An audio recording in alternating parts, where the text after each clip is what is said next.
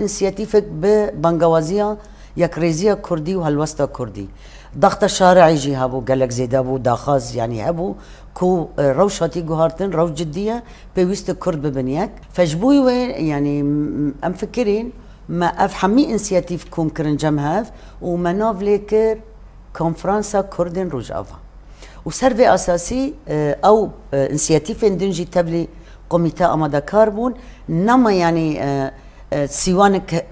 في كونفرنسي رهبه يعني كردن روج افا بحمي بارتيين خا وحمي بشن جواكا سيفيلجي بجوانين خا بجنين خا بسازين مالبات الشهيده يعني حركه كي جه خا دو قوميتا اما دكار دا قرتبو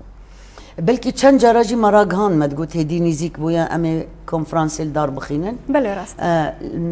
ما قوميتاك افاكر كو سردانا حمي بارتيان بك راستي جي تو بارتي دربانامان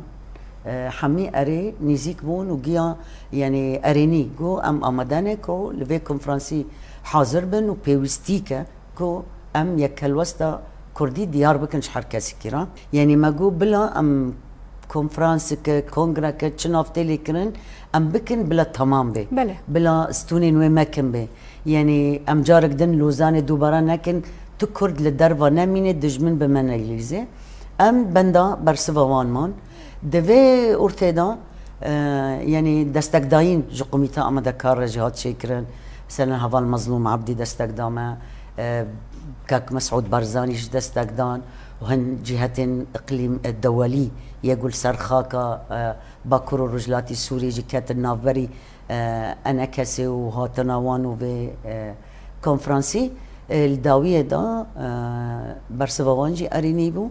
وقوتن ام امادانا ام تابلي ببن سرفي اساسي كارو خبات تي مشاندن ودمواجي جهبال مظلوم وديب خا هاترا غاندن حج دايما هي هيفين مقالك مازن هنا كو اف كونفرنس بفي رنجي جو ام دخازن بسرب كافي